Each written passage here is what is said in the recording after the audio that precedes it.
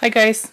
I have a couple of things to talk about, but I think I'm going to break them down into some smaller videos instead of just making one long, rambling, random video.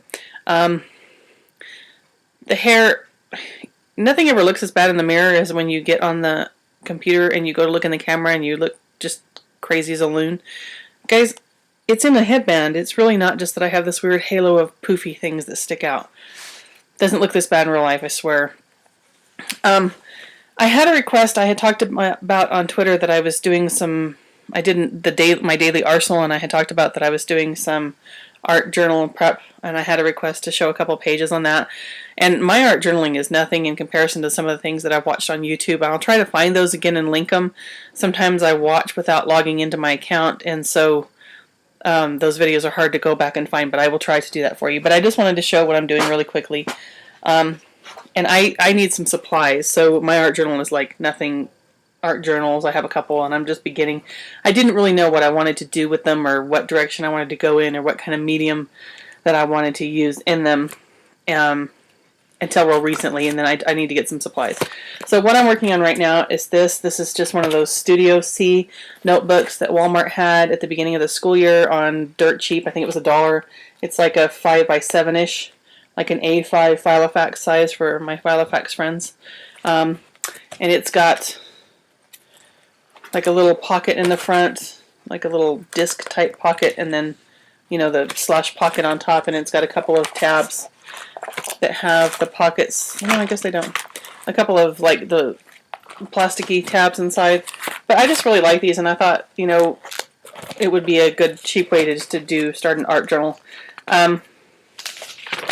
So what I started doing, I have some notes on that first page about stuff that I carry in my bag, but what I did with the next pages is glue 2 pages together. So the first thing I did is go through and I glued about, I don't know, 6 or 8 of them, 2 pages together, and then I just gessoed over both sides of the page. And gesso makes a wonderful ground for your medium. Things stick to it. It feels really neat. It makes the pages feel like, you know, those oilcloth type baby books. Makes the pages feel like that, and then it gives them some weight to the page. So if you're not familiar with using gesso, a really neat thing to have in your art journal. I'll show you the difference here in just a second between having your pages gessoed and not gessoed. This is Daler Rowney. This is what I had at Walmart, which is the only place that we have to shop here. If I haven't discussed this before, I live in New Mexico, and I live in far western New Mexico. It's a tiny, disgusting little town called Grants, and it's a horrible, vile place, and there's one store in town, which is Walmart, and I hate Walmart. I hate the way they treat customers. I hate the way they treat their employees. If I ever get out of here, New Mexico's called the land of entrapment for a reason. If I ever get out of here, I'm never shopping another Walmart, but you can tell I'm disgusted with town today. I should have never gotten out. Anywho, Daler Rowney, just plain acrylic gesso. It was, gosh, I don't know, $6 or $7, 16 ounces, so like, you know, a pound of gesso, whatever. It goes a really long way. I've used quite a bit of it in some of my other books, and I don't know if you can see. It's still pretty darn full. It's flaking all over the place. Now, gesso does make a mess. Make sure that whatever, I don't think it's just me. It could be just me that I'm messy.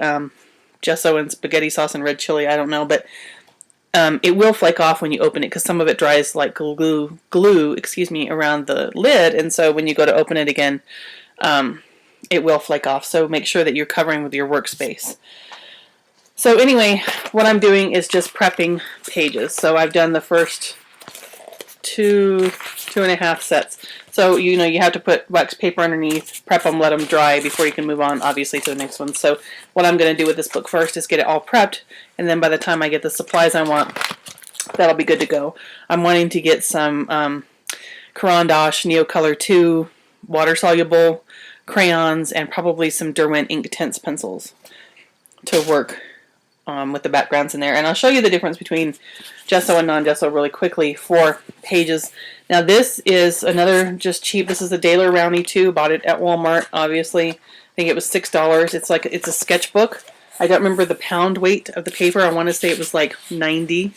So it's pretty heavy, but the difference between gessoing a page and not, these are Derwent Graphitent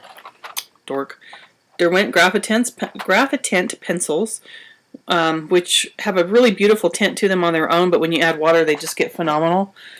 This page right here is not gessoed. And you can see when I went over them with water, stupid camera, on some of them you can still see where there's pencil marks. So it did not, the pigment is stuck into the paper, and so the water could not dissolve the pigment because the pigment is stuck in the paper.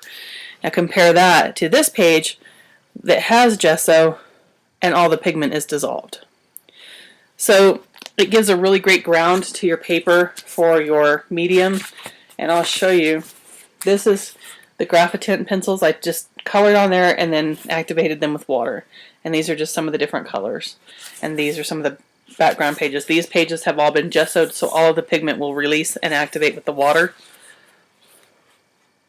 This is probably my favorite, this one, and I love these watery greens and stuff like this. But so some of the pigment gets really intense. Now it does not look this intense when you put the pencil down by itself. It's very, very muted.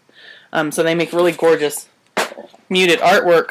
If you're just like this one on the cover of the Graphitint, you can see how muted like the seahorse is. I have a feeling that some of this here has been water activated, and so some of the pigment has been released and it gets very intense.